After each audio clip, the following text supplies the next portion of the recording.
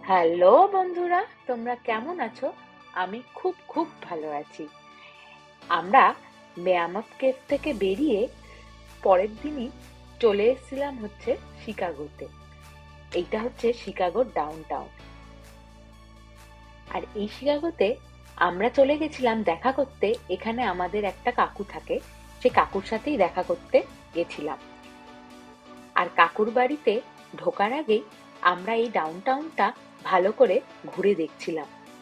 এখানে বিশাল বড় বড় বিল্ডিং রয়েছে, সেই বিল্ডিংগুলোই এখানে দাঁড়িয়ে দাঁড়িয়ে দেখছিলাম। আর চারিদিকটা এত সুন্দর, আর ওয়েদারটাও তখন খুব ভালো ছিল। আর আমরা গেছিলাম প্রায় জুনের শেষের দিকে, তখন বেশ ভালোই গরম ছিল, তাই হাওয়াটাও বেশি ছিল না। আমরা ওই জন্য গাড়ি থেকে নেমে কিছুটা সময় হেঁটে হেঁটেও চারিদিকটা ঘুরে দেখেছিলাম।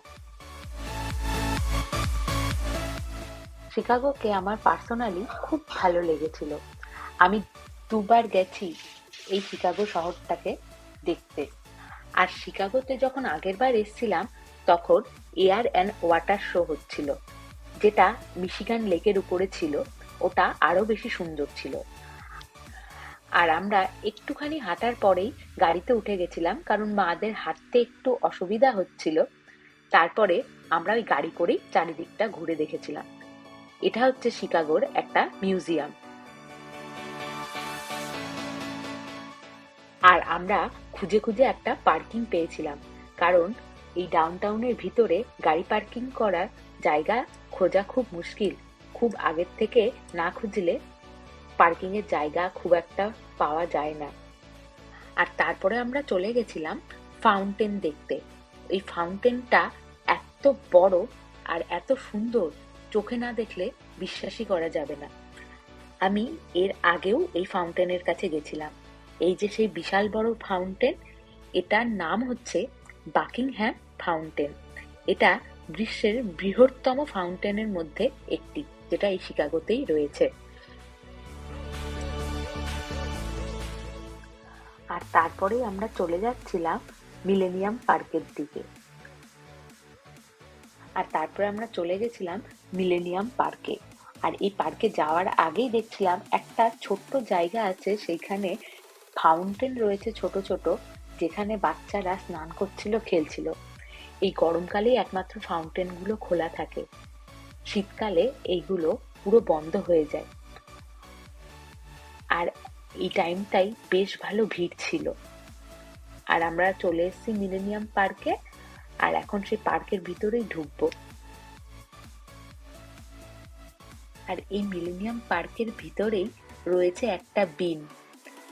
এই বিনটি দেখার জন্যই ভিতরে ভীষণ পরিমাণে ভিড় জমেছিল। আমরা যখন আগেরবার এসছিলাম তখন এই বিনটি কাজ চলছিল, হয়তো ঠিকঠাক করছিল, যার জন্য চারিদিকটি ঘেরা ছিল এবং বন্ধ ছিল। আমরা বেশি কাছে গিয়ে দেখতে পারিনি। এবার প্রায় কাছাকাছি যাব। আমরা হাঁটতে হাঁটতে প্রায় বিনের কাছে চলেই এসেছি। এই বিনটি স্টেনলেস স্টিল দ্বারা তৈরি। এইটা তৈরি করেছিল আনিশ কাপুর। আনিশ কাপুরের ডিজাইন ছিল, 2006 সালে এই বিনটিকে সম্পন্ন করে। এই বিনটির সাহায্যে উপরের আকাশ, নিচে দাঁড়িয়ে থাকলে আয়নার মতো নিজেকে সবকিছু দেখা যায়। ওই বিনের নিচে দাঁড়িয়ে অনেকেই ছবি তোলে, তাই আমরাও অনেক ছবি তুলে নিয়েছিলাম বিনের নিচে। এই বিনের নিচে দাঁড়িয়ে শিকাগোর বড় বড় বিল্ডিং গুলো, প্রায় পুরো ডাউনটাউনই এই বিনের দিকে তাকালে দেখতে পাওয়া যায়। আর আমরা এখন চলে এসেছি মিশিগান লেকের সামনে, কারণ এই মিশিগান লেকের সামনেই হচ্ছে বাবু কাকুর বাড়ি, যে কাকুর বাড়িতে আমরা যাচ্ছিলাম। আর দূর থেকে যে নাগরদোলার মতো দেখা যাচ্ছে, ওটার নাম হচ্ছে সেন্টেনিয়াল হুইল। আমরা এরপরে ওর সামনেও গেছিলাম। আর ওই হুইলের ভেতর বসে পুরো শিকাগো ডাউনটাউন শহরটাকে দেখা যায়। এর সকাল 11টা থেকে 8টা অবধি খোলা থাকে, কোনো কোনো দিন রাত 10টা অবধিও খোলা থাকে এই হুইলটা। আর এটা হচ্ছে চিলড্রেন্স মিউজিয়াম। 1927 সালে প্রবীণ সৈনিকদের সম্মান জানানোর জন্য এটার নাম নেভি পেয়ার করা হয়। আমরা চলে এসেছিলাম শিকাগোতে অবস্থিত স্টারবাকস রিজার্ভে। যেটা বিশ্বের মধ্যে সবথেকে বড় স্টারবাকস, যেটা 5 তলা অবধি অবস্থিত। এই স্টারবাকসের ভিতরে আর এই স্টারবাকসের নিচতলাটা একদমই পুরোটা কিভাবে কফি রোস্টিং হচ্ছে, কিভাবে কফিকে গ্রাইন্ড করা হচ্ছে তা পুরোটাই মেশিনের সাহায্যে দেখানো রয়েছে। আর এই উপরের জায়গাটায় ছোট ছোট ব্রেড, পাউরুটি আরো অনেক কিছু পাওয়া যাচ্ছিল। আর এখানে কফি মাগ, কফি সবকিছু সাজানো রয়েছে, এখান থেকে যার যেটা ইচ্ছা সে কিনতে পারে। আর এই স্টারবাকসটা এতটাই ভিড় থাকে যে জায়গা পাওয়া খুব মুশকিল হয়ে যায়। তাই আমরা একতলায় জায়গা না পেয়ে চলে যাচ্ছিলাম দোতলার উপরে। দোতলায় চলে গিয়েছিলাম। আর একদম উপরে একটা রুফটপও আছে, যেখানে বসেও লোকে খেতে পারে, কিন্তু খুব গরম ছিল বাইরেটা, তাই আমরা ভিতরেই বসেছিলাম। আর উপরে এমনি গেছিলাম দেখতে। আর এই স্টারবাকস কফিতে এসে কিছু অর্ডার করতে গেলে অনেকক্ষণ দাঁড়িয়ে থাকতে হয়, কারণ এতটা পরিমাণে ভিড় হয় যে লাইন অনেক পড়ে। তাই আমরা সবাই লাইনেই দাঁড়িয়েছিলাম। আর এখানে বসে আমরা কফি টফি খাওয়ার পরেই চলে গেছিলাম ডাউনটাউনটা আবার হেঁটে দেখতে। আর এটা হচ্ছে শিকাগো রিভার। এই রিভারের উপরে বড় বড় জাহাজ চলছিল, তা আমরা এখানে দাঁড়িয়ে দাঁড়িয়ে দেখছিলাম। শিকাগো রিভার থেকে এই শহরটার নাম হয় শিকাগো। আর এই জায়গাটা এত সুন্দর লাগছিল, আমরা তা এখান থেকে দেখেছিলাম আর সবাই মিলে এখানে দাঁড়িয়ে অনেক ছবি তুলে নিয়েছিলাম।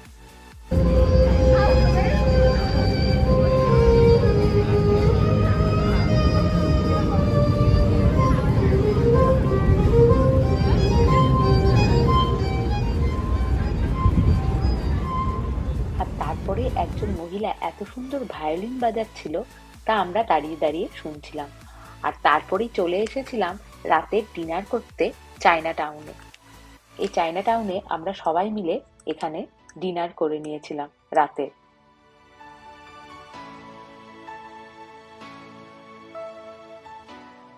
আর এই রেস্টুরেন্টের ভিতর ঢুকে আমরা সবাই যে যার মতো বসে পড়েছিলাম। সবার প্রথমে আমাদেরকে চা দিয়ে গেছিল, যেটা তাড়াতাড়ি হজম করার জন্য। তারপরে অর্ডার করে নিয়েছিলাম আমরা মোমো, ক্র্যাব রেঙ্গুন, আর ছিল স্প্রিং রোল। স্প্রিং রোলের সঙ্গে সুইট অ্যান্ড সাওয়ার সসও ছিল। আরও নিয়ে নেওয়া হয়েছিল স্যুপ, বক চয়, মিক্স রাইস, কুম্পাও চিকেন আর সঙ্গে চাউমিন। আর ডিনার সেরে আমরা হোটেলে ফিরে গেছিলাম। আজকের মতো ব্লগ এখানেই শেষ করছি। সবাই খুব ভালো থেকো।